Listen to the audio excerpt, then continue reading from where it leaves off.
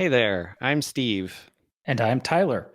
Welcome to It's Not About the Money, where we discuss a wide range of topics like entrepreneurship, leadership, productivity, and maybe even money.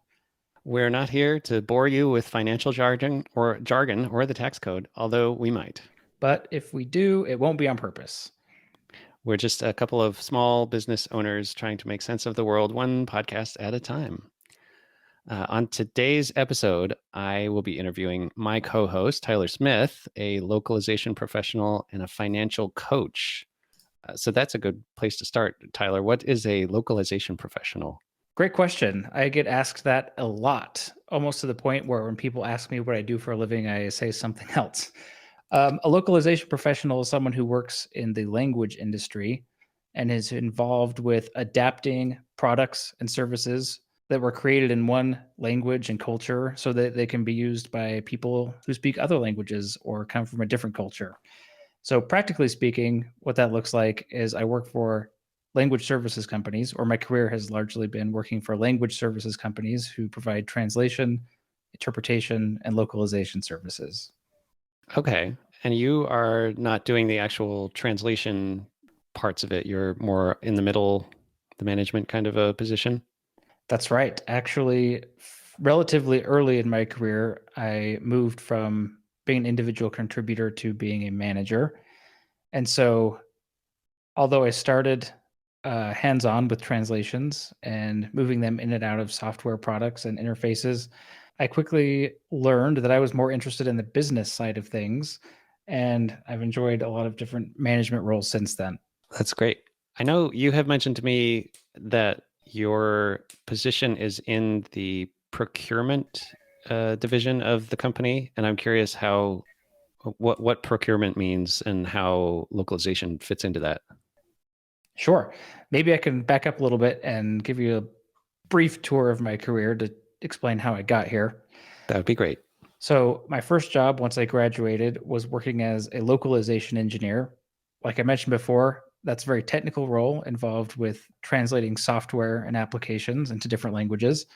After that, I went into operations management, where I was managing a team of project coordinators who were working on translation and localization projects. And I've been in operations roles a lot since then. But about 5 years ago, I began working for a company who was large enough that they had a need for a separate role in purchasing and procurement that was separate from the project management and the operations team. So purchasing and procurement is basically buying what the business needs to function.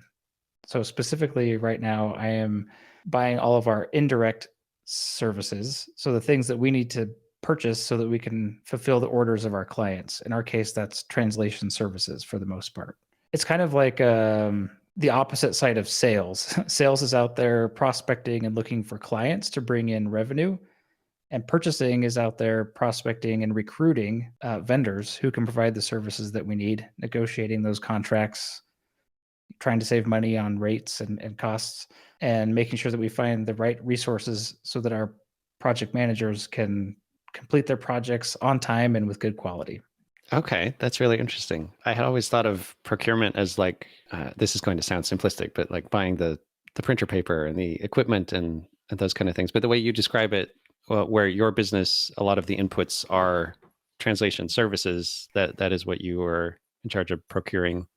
So that makes sense. Yeah, and you're not wrong. Procurement also covers all the direct spend of a business too. And so it's been kind of exciting for me as I've been in the localization industry specifically for over 10 years. I'm adding a bunch of skills to my skill set that are related to purchasing more broadly. So I'm exploring and learning about other purchasing categories in addition to translation. That's great. So, in addition to your career as a localization professional, you have recently started a coaching business doing financial coaching. I'd love to hear more about that. Why coaching? Why now? Yeah. If it's okay, I would love to start with the why now question because it's something I've been thinking about a lot lately. And I think there are a few reasons that now is the time for me to start my own side business or side hustle, if you want to call it that. One thing is that as I've looked at my own career and my own personal finances, especially as someone who works in procurement, and a big part of procurement is driving down costs and becoming more efficient to kind of increase the margins for the company, right? Well, I've been exploring doing the same thing in my own life. I'm a bit of a budget nerd, so I've been budgeting actively with my personal finances for 10 years or so. And I'm learning both through my job and in my personal life that cost management only gets you so far. I mean, it's great. A penny saved is definitely a penny earned, or even more in some cases. But But there's a limit to it. there is a limit to it. Exactly. Yes. Especially if you are interested in having a degree of comfort in your life, and I'm not saying that I do anything lavish at all, but you know, you can only eat rice and beans for so long before you want to try something else. Sure, yeah. And I've never been particularly frugal, but I've been very interested in optimizing my costs. Okay, so I started looking for options to how I could increase my top line or my income, basically, right? And if I were following conventional wisdom, the advice would be change jobs every few years, right? To get those big raises. Since if you stay in the same job for a long period of time, you're probably only going to get incremental increases in your salary, if anything at all, right? And so there's a Right. lot of talk about job hopping and leveraging your experience at one company to for a bigger compensation package at the next company. And I had a problem with that approach, which is simply that I really like my job. And so, I've got a great manager, I've got a great team, great company culture. It provides for my needs plus some.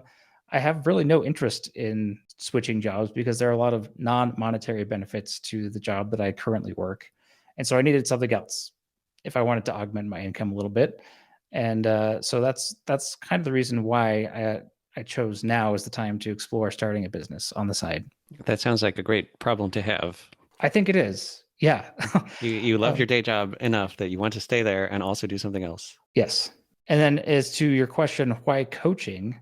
There's a little bit of luck and just the way that life naturally unfolds. I'm a big dabbler. I've tried lots of things in the past, everything from starting a few YouTube channels to looking into affiliate marketing on social media, blogging, those types of things, which serve not only as a creative outlet, but also, an attempt to kind of earn some more money. None of those ever really worked out for me, or I would get bored or quit. But last year, I was introduced to the idea of coaching through a company called You Need a Budget, which is a budgeting software that I've used for many years. And they offered a coaching I have as well. certification. That's right. That's one of the things that you and I have in common. We connect on budgeting. So, Yes. and YNAB is so great. initially I thought I wasn't even thinking of doing coaching as a business. I just saw that they were offering a certification and I love their product so much that I wanted to be involved with it. And as I took the certification course, I started to get these thoughts about, hey, maybe actually I could be a coach, right? I mean, maybe there's someone out there who'd be willing to pay for this service. And it's kind of developed since then. And it's kind of the perfect side hustle for me because it's very low effort in terms of time that you have to spend on it. So yeah, it's that's why coaching. A little bit of happenstance, a little bit of luck, I guess you could say, on the timing, good timing, and then it's been a great fit for me to be able to fit into my life on top of my day job without feeling overwhelmed or working too hard. That's fascinating. I love that you came to coaching through something that you already loved. That it wasn't that you set out to turn that into a business, but that you loved this thing and there was an opportunity and you took it and then made something out of it. I love that.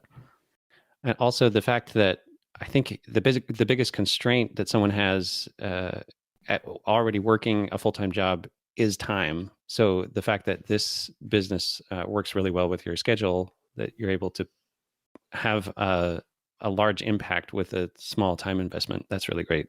That's right. Yes, I've heard coaching described as a high touch, low volume type of business, meaning you work with a low volume of clients, but and it's very hands-on, right? It's very custom. Every client has their own unique needs and will require their own unique things, but you're only dealing with a few at a time, and you're only really working when you're speaking with that client or when you're thinking about how you can help them. Those are good axes on which to evaluate a potential business. The volume and the touch level, I guess, high touch, low volume versus low touch, high volume. Where I'm in the tax business, for example, and you can go both directions in that business as well. You can be like an H&R Block franchise where all you do is tax returns day in and day out for during the busy season, and your goal is just to get as much volume as possible, and that's how you'll become profitable. Or you can go the other way and focus on a particular niche where it's a lot more high touch. You're much more involved with your clients in giving them advice, but the volume is much lower, and you can still be profitable in that way. It's just a different structure for the business. Right. Yeah. And have you thought about which one of those models you want to pursue for yourself?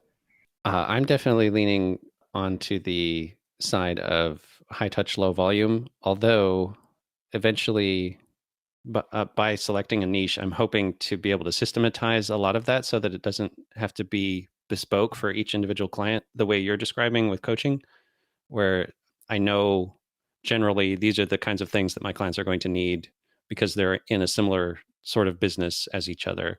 And so I can package those up in a way that is less work on my end, but still gives them a lot of value. So it's sort of in the middle, but more on the high touch, low volume end. Yeah, that makes sense. That's great. Wonderful. When did this coaching business start to feel like a reality and not just an idea? To be honest with you, I might still be a little bit in the phase where it feels like an idea. Okay. However, there have been a few moments where it stopped feeling 100% like a dream and more like a reality.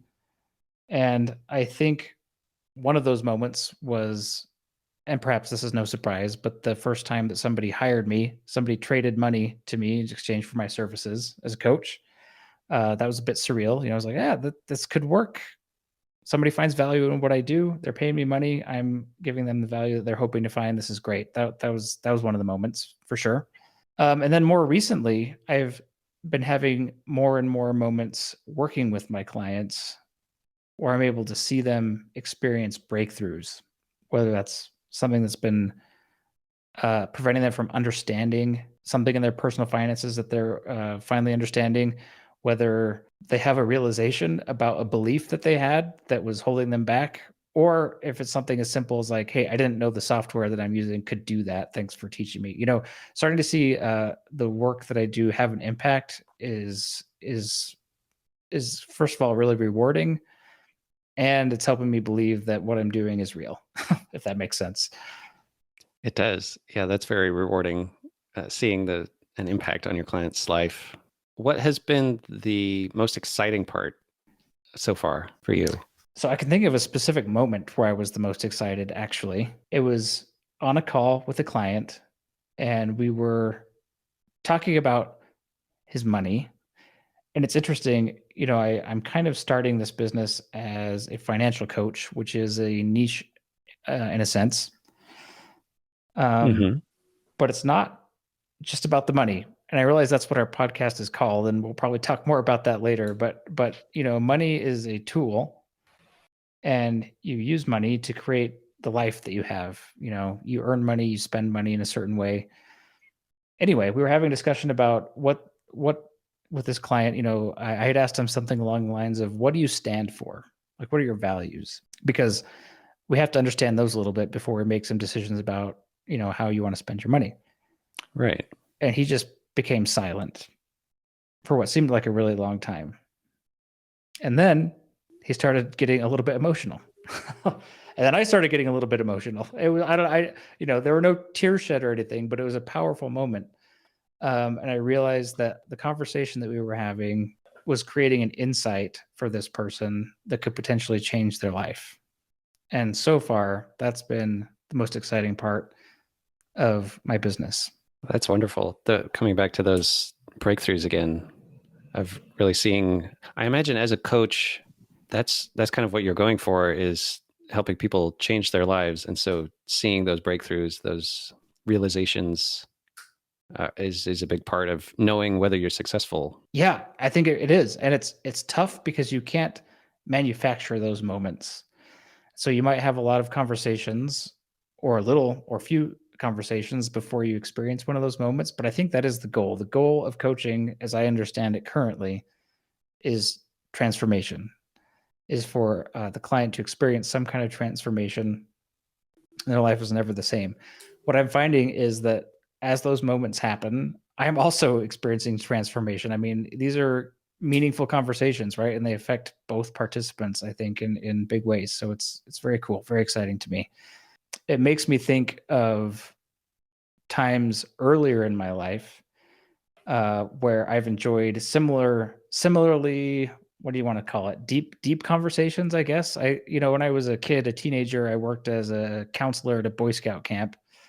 And I just remember having these conversations around the campfire late at night about whatever it is that teenagers dream about or are worried about, etc., and kind of being a mentor in that scenario. And in a lot of ways, I feel like these conversations are similar to that. It's two people sitting down and having an open conversation about their beliefs, essentially, and how those beliefs are creating results in their life, and the connection between those beliefs and the results, and how to change them if they need to be changed. You mentioned that it is difficult to, or impossible, I don't remember which word you used, to manufacture those moments of connection. And but you juxtapose that with this is your business, where you're trying to help clients have those kinds of transformations. And I'm curious if you, maybe you don't have an answer to this yet, but how do you build the business, build your skills, structure the conversations in such a way that those things are more likely to happen? I suppose part of it is the connection that you're building with the individuals, but what would you say? I think listening, active listening, is a key skill for a coach. That's something I'm learning. I've been practicing a lot. And by actively being interested in what the person is saying, instead of thinking about what you're going to try to teach that person, I think that is one way that you can create good soil for those moments to grow in, if you will. A lot of the words coming out of my mouth are sounding a lot more woo woo than I'm used to, that I'm comfortable with in my life up to this point. But there's a lot to it. I mean, so listening has been a big one, right? Just not talking, me being quiet while the other person talks, and being curious about them Yeah. and having compassion for them. And of course, I think those are key elements. But also, what I'm learning is that as a coach, I need to be constantly growing and improving myself, whether that's through reading good books, good literature, consuming film, the latest thoughts in the industry about certain things, because I don't think I am capable of taking a client deeper than I've gone myself on any given topic. Ah, that's interesting. And it's a bit intimidating, honestly. I mean, I still am, I'm new at this. I've been in it probably less than 6 months. I'm currently working with 4 clients. And one of the things that I'm learning is that people who are smarter than me, wealthier than me, and honestly more interesting than me still need what I do, which is, kind of an objective third party perspective on the problems that they're facing. And coaching, I also think it's interesting. Coaching kind of comes the idea of coaching comes from the world of sports or maybe even the arts, where you hire someone to take you from being a good athlete, a good performer, to being a truly great one, even if the coach themselves is not necessarily the most in shape. This is a really bad example, probably, but they have that experience, they have the patience, they have the sympathy, and the perspective to to push you further than you could go yourself. That makes sense because you're bringing a depth of technical knowledge about personal finance, but you're also bringing the emotional depth, the capability of forming those connections, the connection with yourself, understanding emotions, all of those kinds of things, and bringing that to bear on whatever problem presents during these conversations. Yeah. So, our podcast title is It's Not About the Money. And you've mentioned this already. How would you say that that applies to your current business in financial coaching? Yeah. I realize it's ironic to start a business and trying to have a mindset of it not being about the money. I mean, you could easily argue that the point of any business is to generate profit. I talked earlier in this conversation about how one of the reasons that I'm starting this business right now is because I wanted to increase my income, right?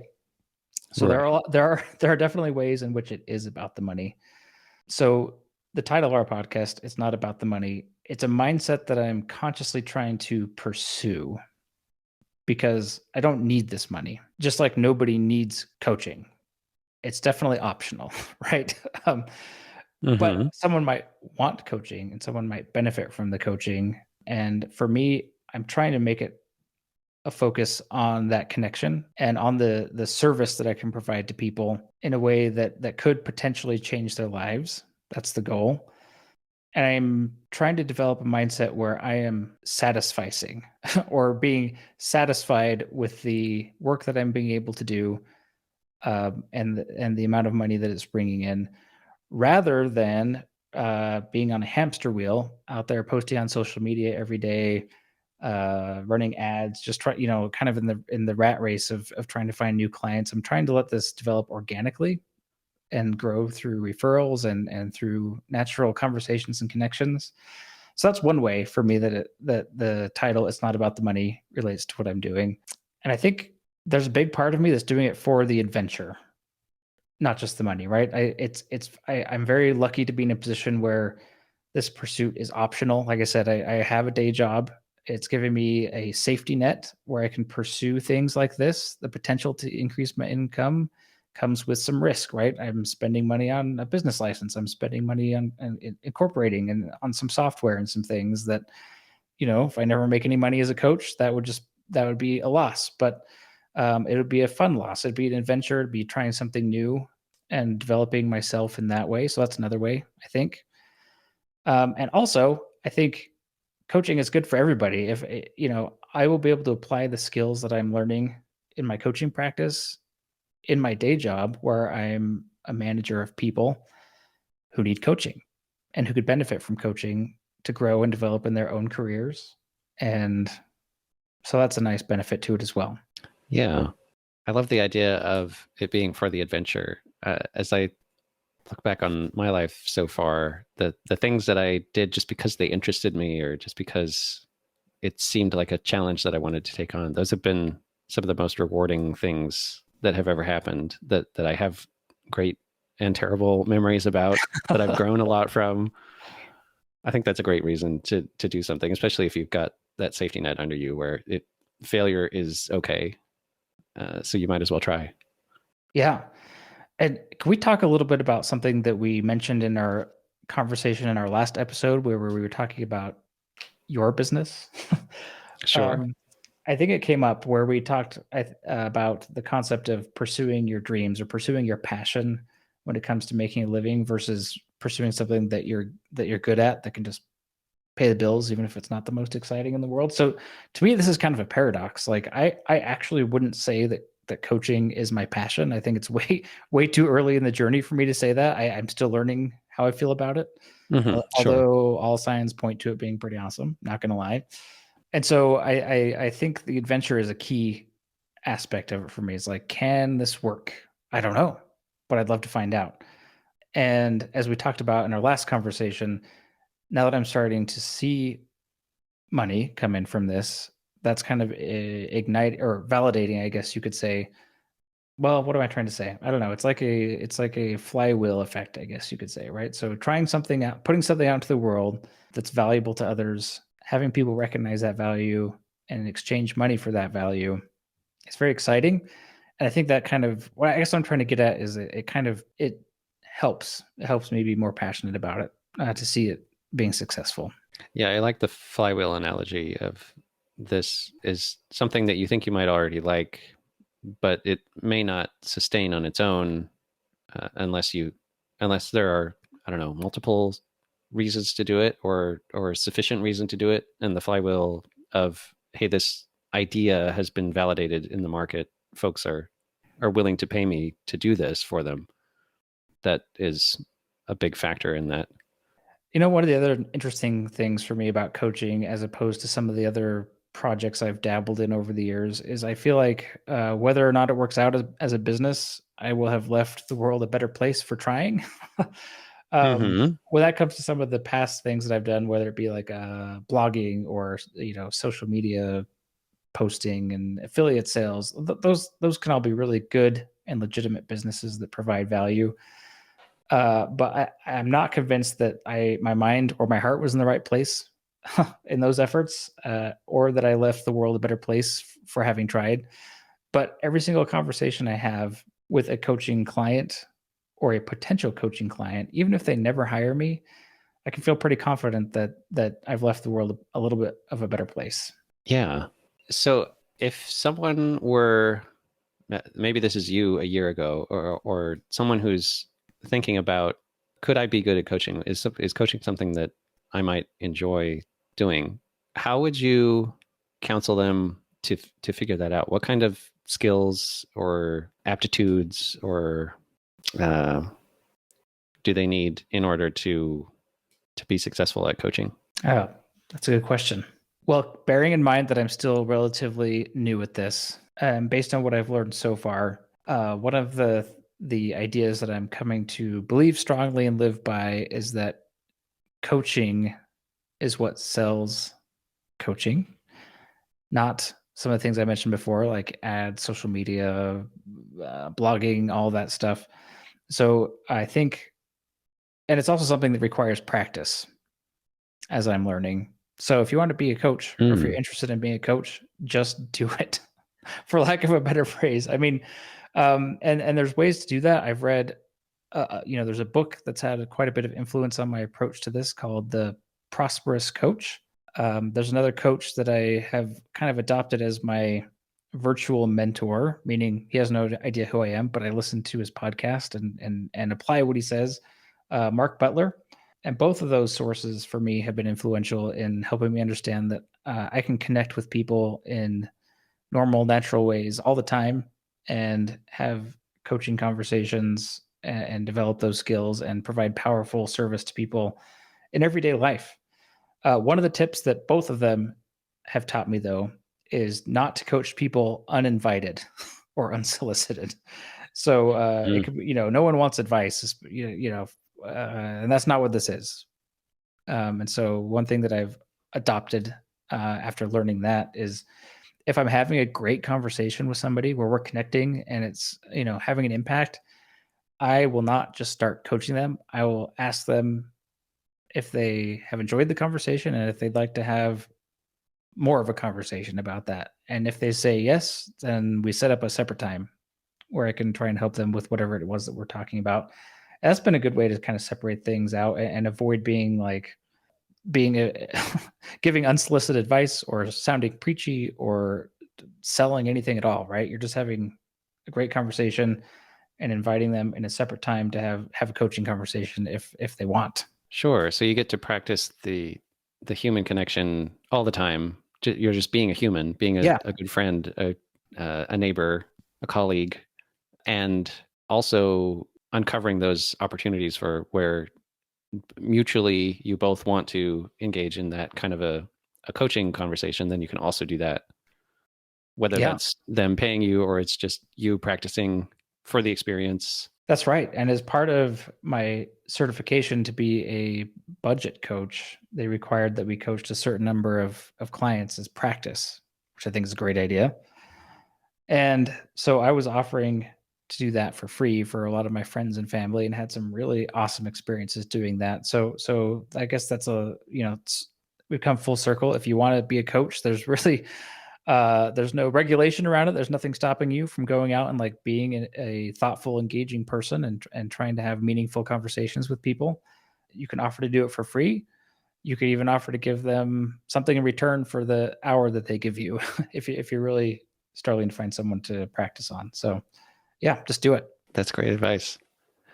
As you have been starting the business, what has been the biggest hurdle? I would have imagined that finding clients would be one of those things, although it sounds like maybe that is a thing that will flow organically as you're building relationships with people.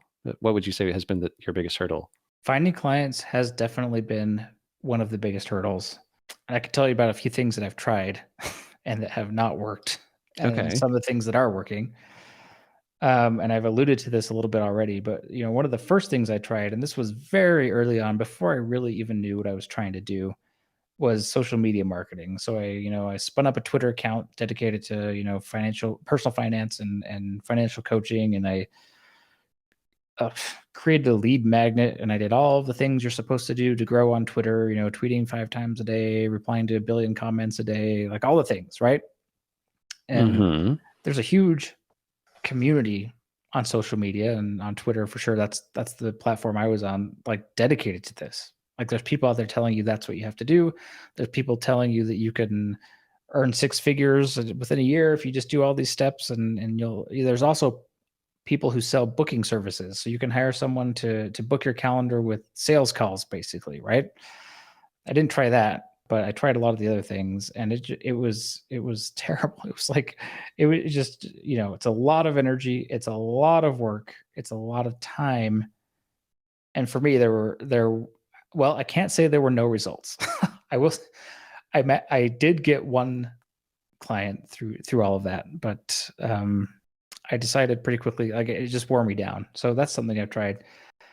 I imagine that kind of prospecting for leads is maybe a bit counterproductive for the kind of relationship you're trying to build with a coaching client, where Yeah, you, the breakthroughs are going to happen because of the human connection that you're having together.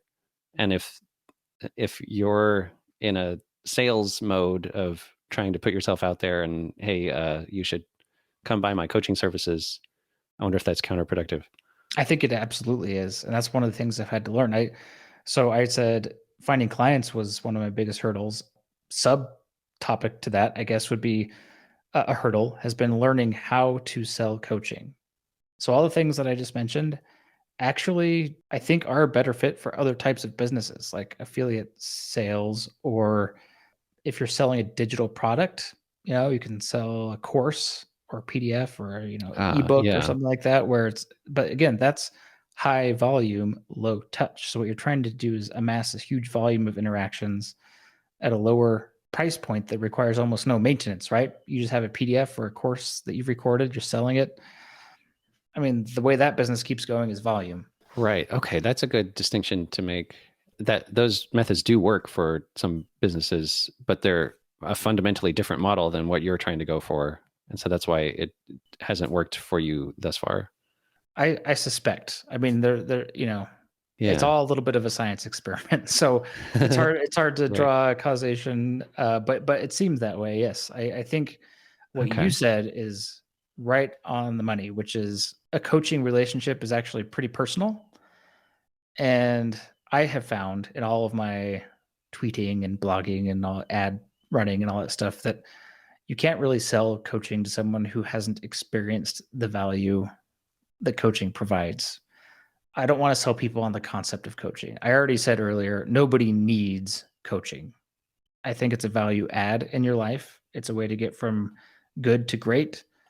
And it's really only going to work for, or, be attractive to people who feel a need for it or have had a positive experience with it. And so, one of the things that I've learned, and it's taken me months to get to this point, and a lot of mentoring from the sources that I mentioned earlier, the book and the podcast, to realize that really how you sell coaching is you coach. And so if you were to go to my website right now, you would just see an offer for a free 2-hour coaching session. It's not a Two sales hours. call. I know. It's crazy.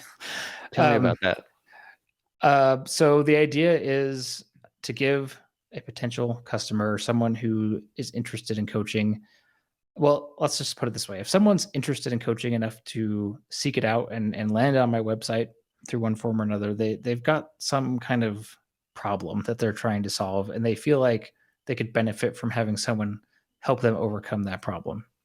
And so what I try to do in that first session, we don't always spend the full 2 hours, but I want to send a message that I'm willing to invest 2 hours in connecting with them and understanding them and listening to them. And hopefully in that 2 hours, I can go deeper with them than they've gone with anyone before on solving the problem that's confronting them. And I even include in the copy on my website that, at the end of the 2 hours, that might be enough. You might not need or want any more coaching. And so that gives me the opportunity to ask them at the end of that 2 hours, was this good for you? Did you find value in this? Do you want to have more conversations like this? And if they say yes, then we can proceed from there. But I just it's first of all, it's way more fun than tweeting. Sorry. I mean, I know a lot of people like to tweet, but I'm a coach. I like connecting with people. So for me, it's like valuable. It's like it's not a waste of time. I get to spend time with people talking about stuff that's really important to them. That's awesome, first of all.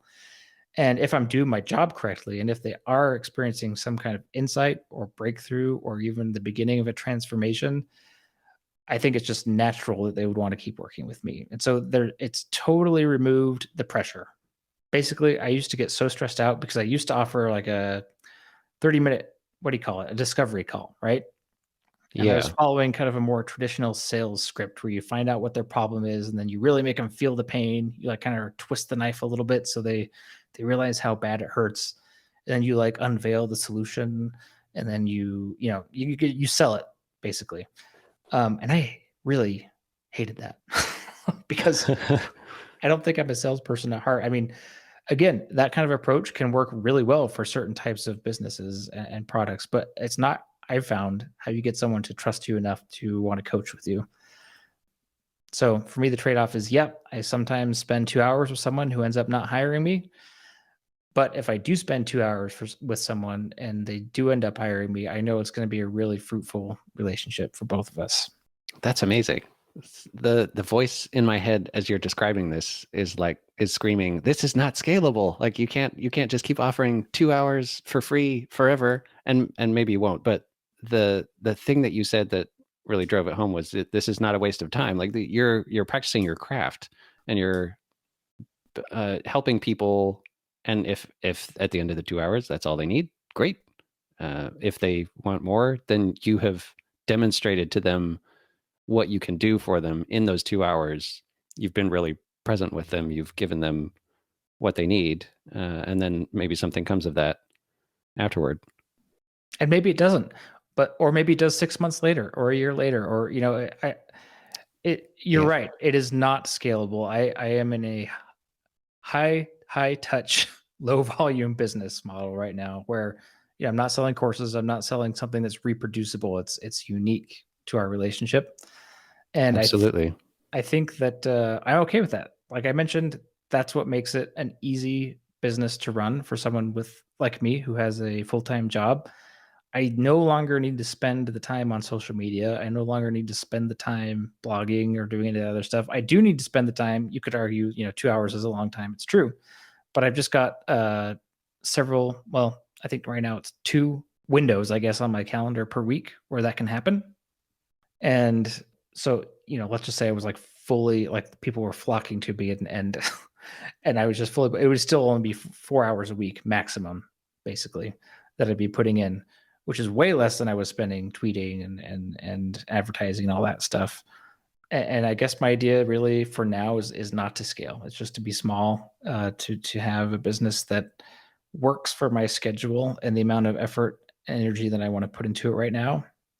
And I'm okay with that. Well, there you go. That makes a lot of sense. You might as well spend the time doing the part of the business that you love, the actual coaching part, rather than trying to sell it and market it. Yeah, exactly.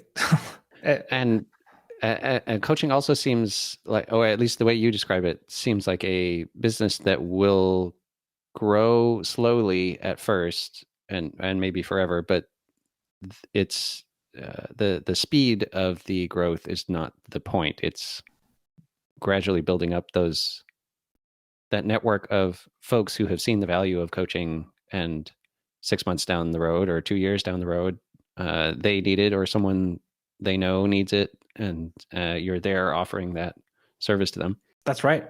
And honestly, at some point, I'll have to decide what growth looks like for me in a business like this. Do I want growth after a certain point? Do I, there is such thing as part-time coaches. There's such thing as full-time coaches. Currently, I do not foresee, I'm striving to be a part-time coach. Like I said, want to keep my day job and all of the things that I love about that, and have this be a very part-time thing that I do that has a big impact and gives me a method, I guess, to increase my income on top of what I'm earning at my day job. So yeah, hopefully, if I'm lucky, I will have the opportunity to face that challenge of and answer the question, what does growth look like? Hmm.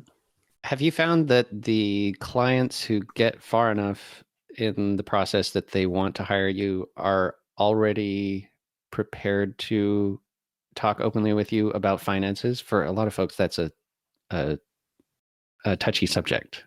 And I imagine it would be difficult to build just with somebody on the street, build a relationship to the point where, like, yeah, I'll tell you how much we made last year, and we can talk about all of those details and how much I Right. spent on coffee last week. Yeah, that's a great question. And you might even say that one of the things that has most surprised me about my journey so far with this business is just how open people are willing to be. I'm trying to think if I could think of some examples. I mean, well, so let me just circle back briefly to that hurdle of getting new clients. I'm in a good position right now because I'm able to be listed in a directory of coaches who provide financial coaching on the You Need a Budget website. And that is currently where I'm getting most of my leads. And I'm hoping to, over time, increase the proportion of leads that are coming as referrals, basically from people that are happy with what we've accomplished together.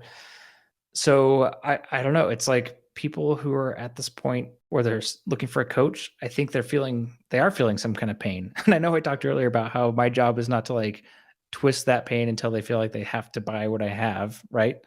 But they're like, hey, I am experiencing stress. I am unhappy with the way my life is going. And I feel like that's connected with the way that I think about or spend my money.